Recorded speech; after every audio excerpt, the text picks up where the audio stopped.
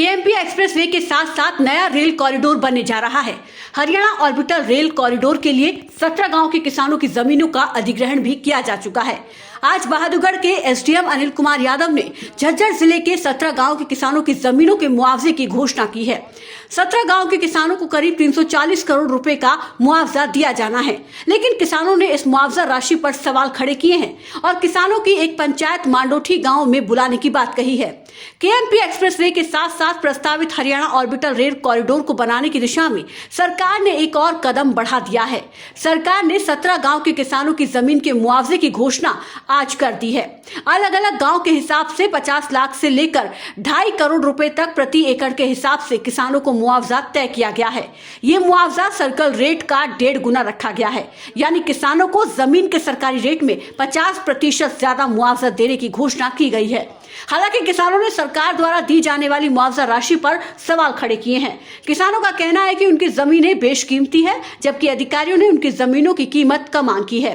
जमीनों की कीमत बढ़ाने के लिए किसान चंडीगढ़ जाकर प्रशासनिक अधिकारियों से लेकर राजनेताओं तक गुहार लगा चुके हैं, लेकिन कोई समाधान नहीं निकला। ऐसे में अब किसानों ने मांडोठी गांव में झज्जर जिले के 17 गांव के किसानों की बैठक बुलाई है और इस बैठक में यह फैसला लिया जाएगा कि किसान मुआवजा लेंगे या फिर नए आंदोलन की शुरुआत की जाएगी।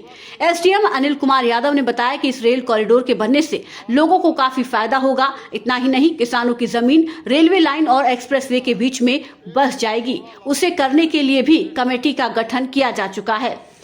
किसी भी किसान का नुकसान नहीं होने दिया जाएगा। केएमपी एक्सप्रेसवे के साथ साथ बनने वाले हरियाणा ऑर्बिटल रेल कॉरिडोर नाम वाली ये परियोजना सरकार का एक सराहनीय कदम है, लेकिन किसानों की जमीनों की कीमत कमाकर जाना सरकार और अधिकारियों की मंशा पर सवाल खड़े करता है। ऐसे में किसानों ने जो पंचायत बुलाई है उसमें क्या फैसला होगा, ये आने वाला समय ही बताएगा।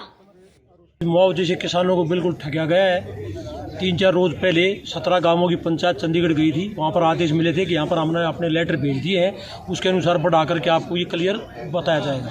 लेकिन कंपनी वाले रेलवे डिपार्टमेंट और इन्होंने मिल करके आज जल्दीबाजी में डिक्लेयर कर दिया है।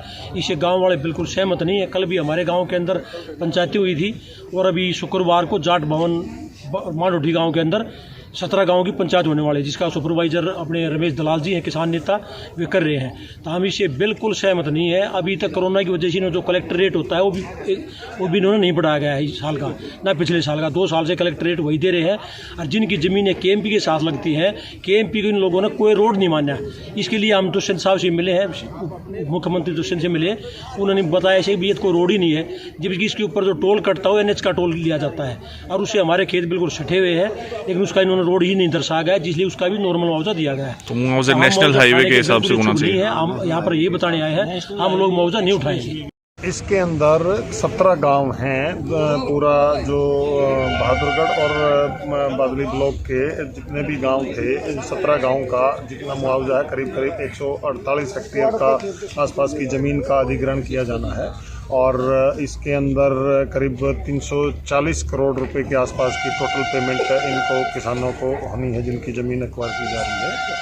और ये आज परसों कल इसका पूरा समय ख़त्म हो रहा है 1 साल का। तो उससे पहले का जो ये अवार्ड सुनाई जाने की प्रक्रिया जो अमल में लाई गई है, इसके अंदर सभी गांव का अलग अलग रेट है। एक तो जनरल रेट है, उसके बाद स्टेट हाईवे के साथ जो लगती ज़मीन है उसका अलग रेट है, 1.5 गुना है, और 2 गुना जो नेशनल हाईवे के साथ लगती ज़मीन का अलग रेट है। तो इस अनुसार ये सारी प्रक्रिया के अनुसार ये चीज़ अमल में लाई गई है, जो अवार्ड सुनाया गया है।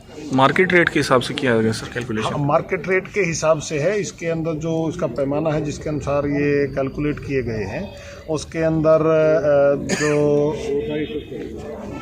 कलेक्टर रेट है पिछले 3 साल का 2018, 19, 20 का एक वो निर्धारण है। उसके बाद अगर कलेक्टर रेट से ऊपर कोई रजिस्ट्री इस दौरान हुई है तो उनका एवरेज निकाला गया है, वो रेट भी इसके अंदर इंक्लूड किया। किया गया है। सर ये पूरा प्रोजेक्ट क्या है और लोगों को इससे क्या फ़ायदा होगा बनकर तैयार होगा? ये जो केएमपी के साथ साथ ऑर्बिटल जैसे बना है, बिगर बाईपास कह लो दिल्ली के सराउंड में, उसके लिए जैसे रोड का प्रोजेक्ट आपको पता ही है केएमपी है।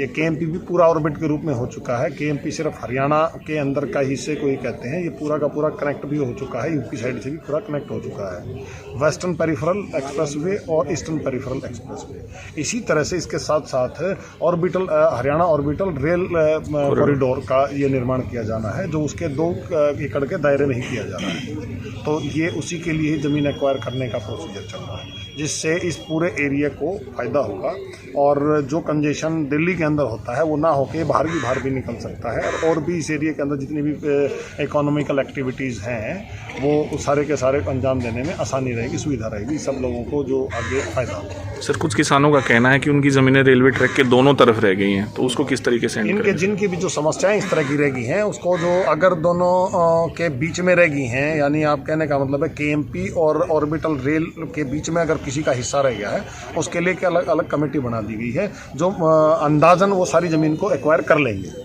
ऑलमोस्ट रेट भी वही मिल जाएगा जो है, उसका निर्धारण किया जाना है। तो वो बीच में ज़मीन रहने से किसानों को भी दिक्कत होगी और इनको भी जो इनके मैनेजमेंट होगी ऑर्बिटल रेल की, उनको भी दिक्कत होगी। तो वो दिक्कत को ख़त्म करने के लिए उस ज़मीन को एक्वायर कर लें, क्योंकि कोई और प्रोजेक्ट उसके अंदर लेके आ सकते हैं। सर जब तक एक्वायर नहीं होता तो रास्ते किस तरीके से दिए जाएंगे? जो खेतों में जाने के कच्चे रास्ते हैं, पानी के लिए भी रास्ता चाहिए सर। तो वो पानी के लिए है, वो उनको सुझाव दिया गया पहले ही, उनके लिए कलवर्ट दे दी जाएंगी। जैसे अब भी जो एग्जिस्टिंग है, जैसे केएमपी के अंदर भी बनाया गया ये, इसके पहले भी तो दोनों तरफ सड़क के दोनों तरफ ज़मीन रह गई थी, तो उसका जो इंतजाम किया गया था पानी को एक तरफ से दूसरी तरफ लेके जाने के लिए कलवर्ट देनी है या पाइपलाइन देनी है। जो इंडिविजुअल रास्ता है किसी का तो उसके लिए छोटी पाइपलाइन दे दी जाएगी, और अगर बड़ा है किसी का तो उसके लिए पुलिया छोड़ दी जाएगी। तो इसी तरह का इंतजाम इस वाले के लिए भी किया जाएगा।